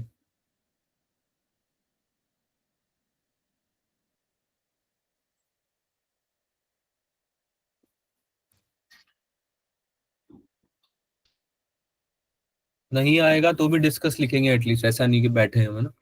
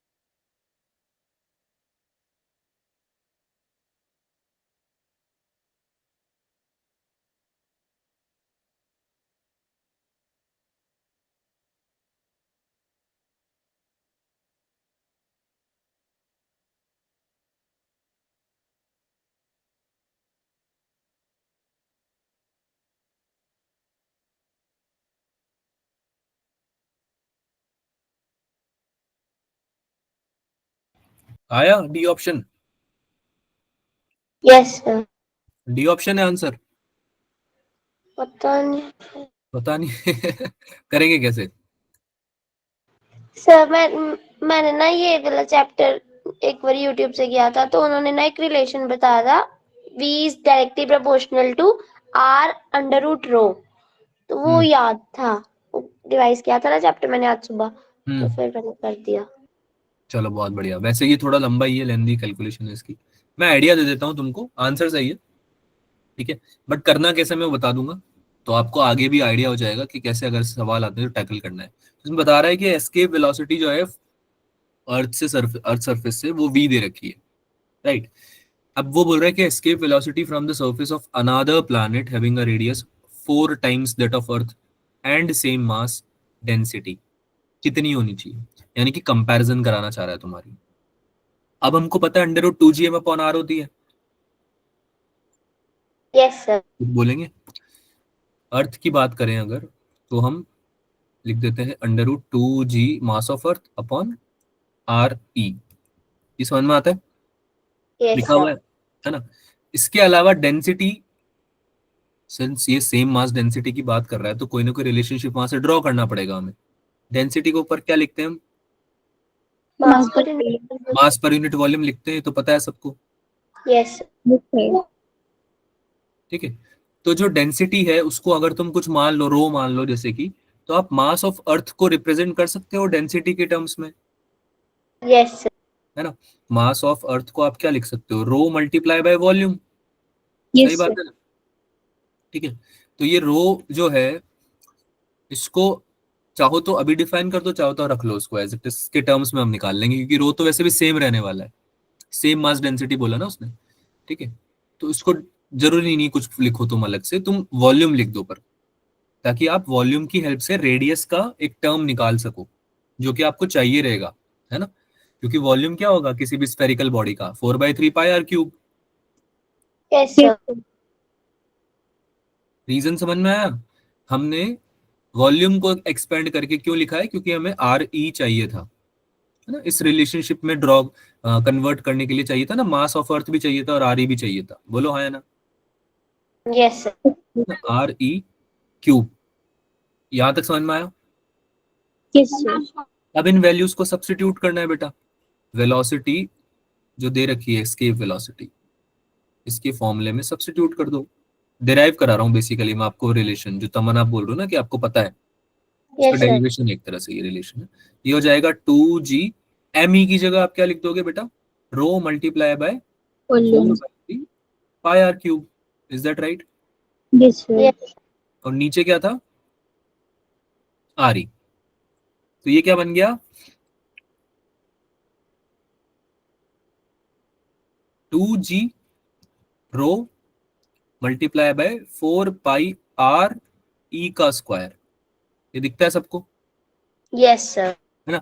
या फिर आप इसको अगर सर 3 भी है क्या इसमें, सॉरी, अभी ठीक है? यस। ठीक है।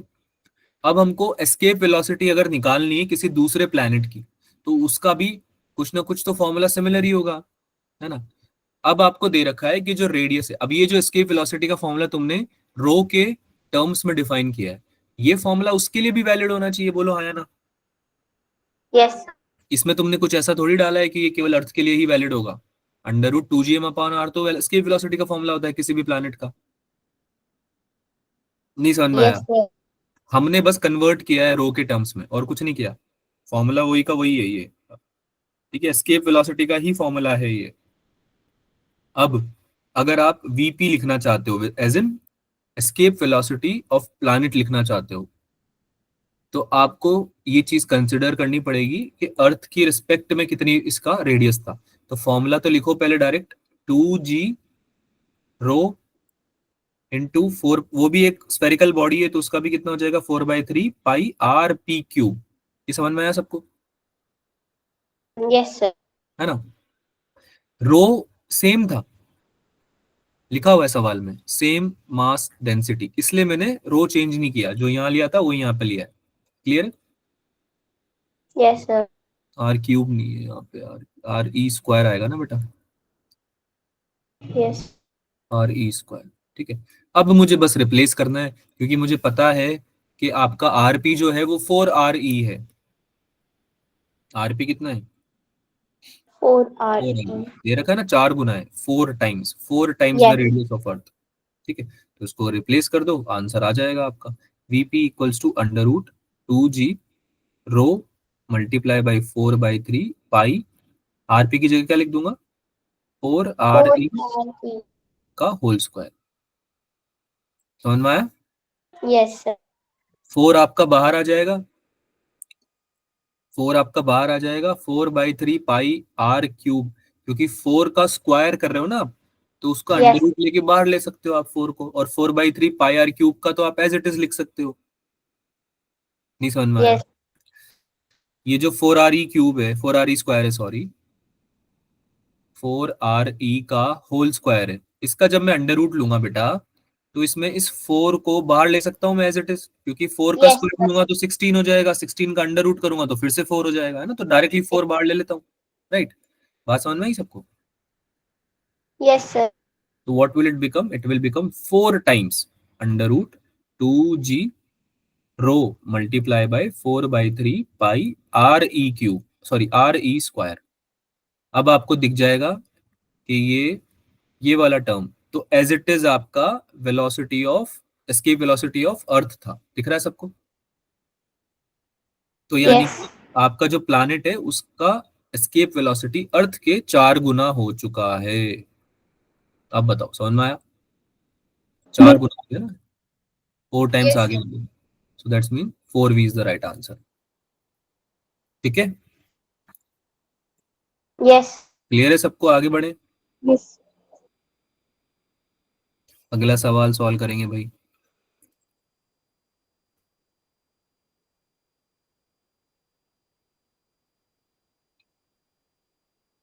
ग्रेविटेशनल फील्ड जीरो करवा रहा है, बिल्कुल इलेक्ट्रोस्टैटिक्स का क्वेश्चन है, जैसे इलेक्ट्रोस्टैटिक्स में दे देता ना, 2 चार्जेस दे देता था, और क्या बोलता था कि भाई ऐसा पॉइंट बता दो जहां पे इलेक्ट्रोस्टैटिक फोर्स ही नहीं लग रहा हो, है ना, जीरो हो जाता हो।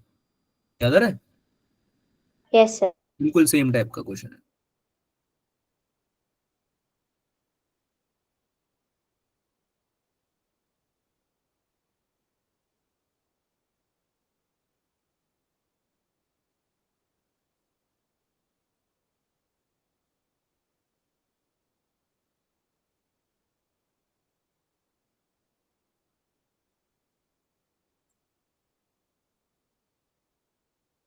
बताइए आंसर।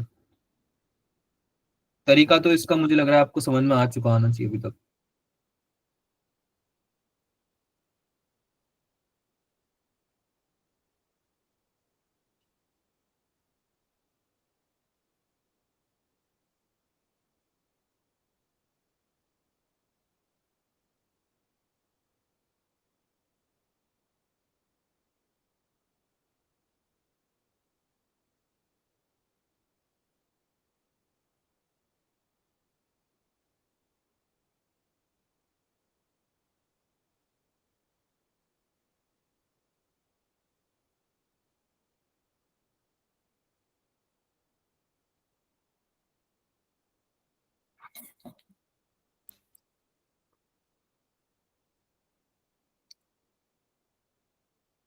सॉल्व हो रहा है या नहीं हो रहा है?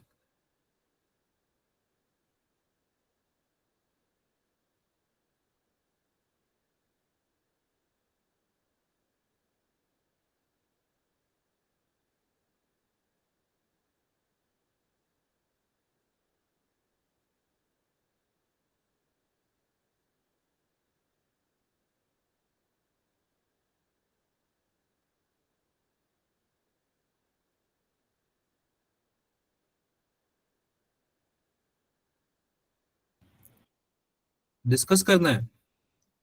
यस किसी से भी नहीं हुआ? मुस्कान, सर नहीं हो रहा। साक्षी, किससे भी नहीं हुआ? बेटा ऐसे सवाल तो आपके पेपर में भी आ चुके हैं, ये क्यों नहीं हो रहे हैं आपसे? कैलकुलेशन ज्यादा है, क्या सिनेरियो है? सवाल समझ में आया? यस सर, क्वेश्चन तो समझ आ गया डायग्राम बना पाए हो आप इसका? Yes sir. दो मासेस हैं, एक मास है एम। अब ध्यान से समझना, अप्रोच समझो। अगर सवाल बिल्कुल ही नहीं हो रहे हैं तुमसे ऐसे वाले भी, तो अप्रोच समझो। एम मास और एन मास है दो, इतना लिखता हूँ सबसे पहले, और उनके बीच की डिस्टेंस लिख लेता हूँ। ये तो मेरे ख्याल से समझ में आ रहा होगा आप लोगों को, यस है ना? सर ए आर डिस्टेंस दे रखी है दोनों मासेस के बीच की ना। ठीक है, क्या बोल रहा है आगे? The gravitational potential on the line joining the bodies where the gravitational field equals to zero will be where? तो मैं अज्यूम तो कुछ भी कर सकता हूँ ना बेटा, मैं ये भी तो मान सकता हूँ कि ये वो पॉइंट होगा, पी पॉइंट, जो कि R1 डिस्टेंस दूर होगा M1 से, सॉरी M से, और 9M से दूर होगा R2 डिस्टेंस दूर। इस पॉइंट पे ऐसा हो रहा होगा, ये पोटेंशियल जीरो हो जाए। अब ये पॉइंट भले ही कहीं पे आ जाए, हो सकता है लाइन ज्वाइनिंग पे इस M और NM 9M के बाहर आ जाए, ठीक है।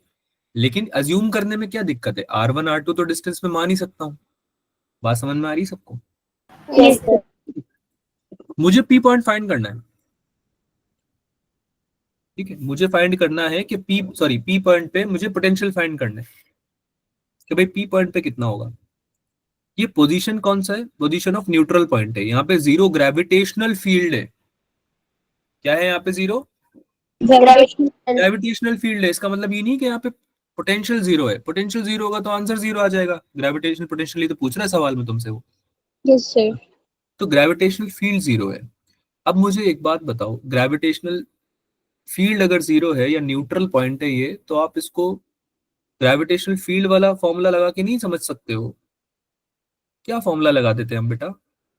R1 पॉइंट निकालने के लिए, अगर आप R1 पॉइंट निकालना चाहते हो कि भाई R1 पॉइंट कितना दूर होगा आपसे, ग्रेविटेशनल फील्ड का फॉर्मूला बताएंगे मुझे। अब तुम लोग क्या है कि कुछ भी नहीं बताते हो, तुम क्या बैठ जाते हो, सवाल सॉल्व कर दो सर, है ना, सर सवाल सॉल्व कर देते हैं, आपको मस्त मजा आ जाता है। आप सवाल देखते हो, ये सोल्यूशन देखते हो और चले जाते हो। मेरी आवाज आ रही है सबको? यस सर आ रही है। ठीक है, तो मेरे को फॉर्मूला बताओ। GM/R²। GM/R², पक्का? यस तो क्या आपको ये दिख रहा है कि आप GM/R1² को आपको G × 9M/R−R R1 के बराबर आपको करना यस सर। है ना? कंफ्यूज अगर हो रहे हो तो आप एक और तरीके से इसको आप R1 R2 को भी एक वेरिएबल में डाल सकते हो। ये हो गया x, तो ये हो जाएगा R−X। अभी ठीक है, समझ में यस आ- सर। ठीक है। क्या बोला मैंने? इस पॉइंट पे ग्रेविटेशनल फील्ड को जीरो करना है, पी पॉइंट पे। तो कैसे करूंगा?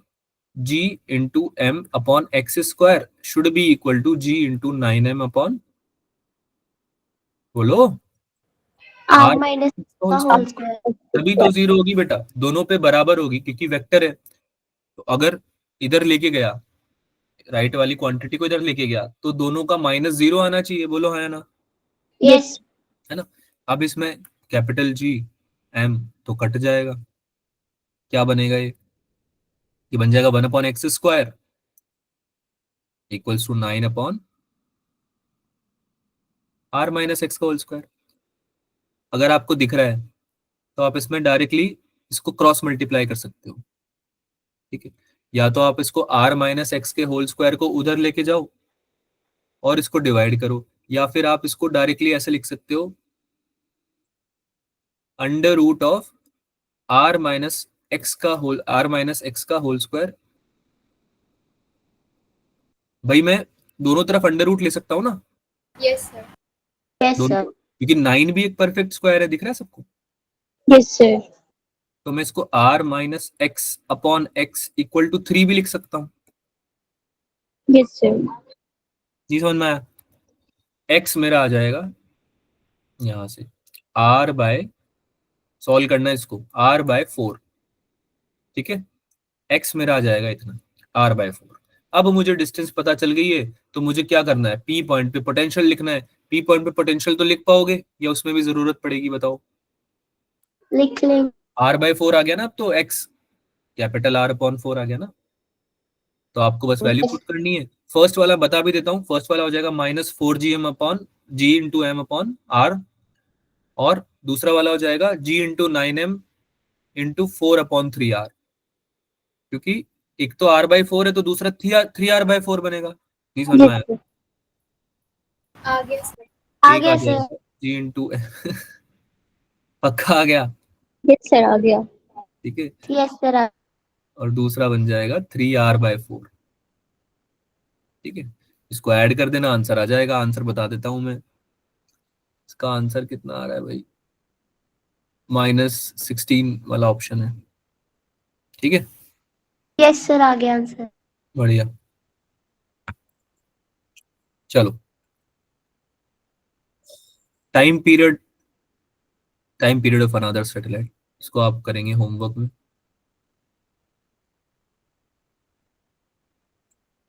हम्म, एक और सवाल कर सकते हैं, कौन सा कराऊं तुमको मैं, यही करो, ये वाला करो, ये वाला करो।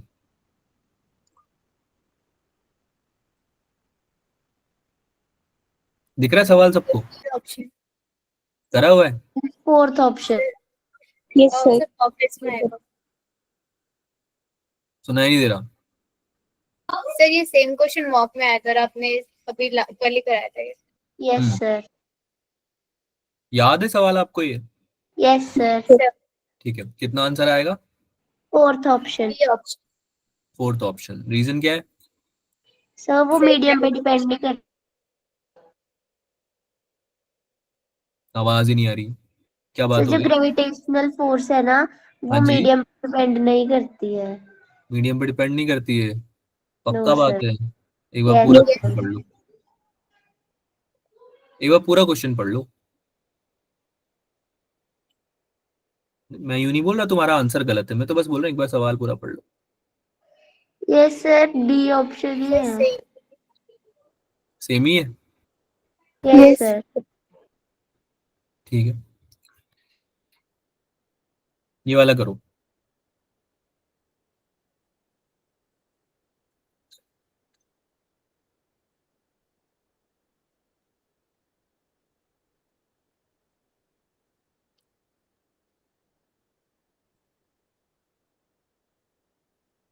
कुछ बच्चे तो आंसर ही नहीं करते हैं यार, बिल्कुल ही।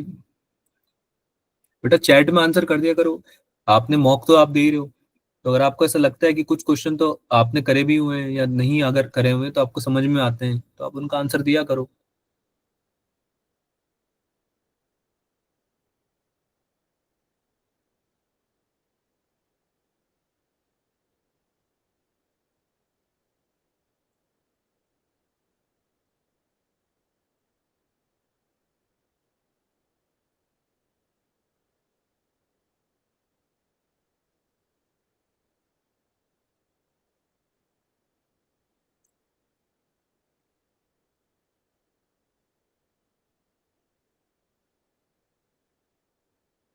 कर रहे हैं ना सब लोग ट्राई सवाल, यस सर। ठीक है।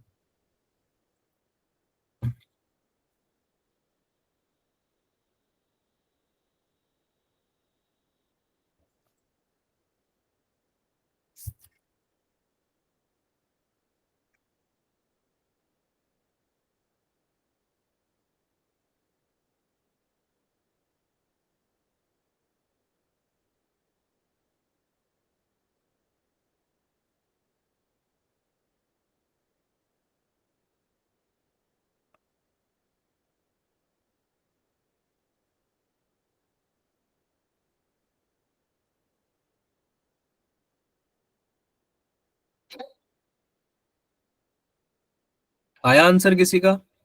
यस सर, कितना आ रहा है? A option. ये ऑप्शन आ रहा है सबका? Yes yes yes sir. Simple है यार, एंगुलर मोमेंटम कंजर्व करना है ना। इलेप्टिकल पाथ पे मूव कर रहा है, एंगुलर मोमेंटम कंजर्व होगा क्योंकि कोई एक्सटर्नल टॉर्क वैसे भी नहीं लग रहा है। L1 equals to L2, MR1 V1 equals to MR2 R1 V1 equals to MR2 V2, है ना भाई। मास तो सेम ही है, एक ही प्लैनेट की बात हो रही है, यस ठीक है। यहाँ से आपको दिख जाना चाहिए अब क्लियरली कि R1 V1 equals to R2 V2 है, और V1 अपॉन V2 कितना है? R2/R1। ये ऑप्शन सही है। क्या दिक्कत थी इसमें, अब बताइए आप। शायद आपको एंगुलर मोमेंटम कंजर्वेशन के बारे में नहीं आ रहा होगा विचार, ठीक है, ये एक रीजन हो सकता है। बट इलेप्टिकल पाथ जब भी देखोगे तो इसको याद रखना, कैपलर ने भी बताया था ये, तो इससे ही हमने डिराइव भी किया हुआ है ना। कैपलर के लॉ जो है, सेकंड लॉ, वो हमने डेरिवेशन भी इससे ही किया है। बात समझ में आती है? Yes sir. तो ये बात याद रखना अगली बार से। इसको करेंगे सवाल को ग्रह कार्य में। एक लास्ट सवाल कर लेते हैं, फिर चलते हैं यहाँ से, ठीक है। सैटेलाइट मूव कर रही है ऑर्बिट पे, आपको काइनेटिक एनर्जी और पोटेंशियल एनर्जी का रेशो बताना है। लास्ट सवाल है क्लास का, इसके बाद क्लास ओवर। इसको करके जाएंगे, लेकिन मैं एज्यूम कर रहा हूँ जो बच्चे बचे हैं वो पढ़ना चाहते हैं इसलिए बचे हैं, तो जाना मत, इसको सॉल्व करके जाना, ठीक है। करो भाई।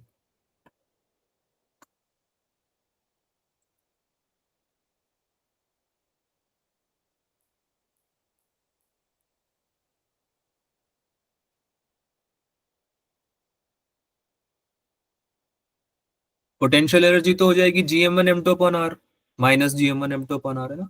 कैपिटल यस मतलब m या mass of earth multiply by small m, satellite का कोई भी mass, divided by radius of earth, ठीक है। और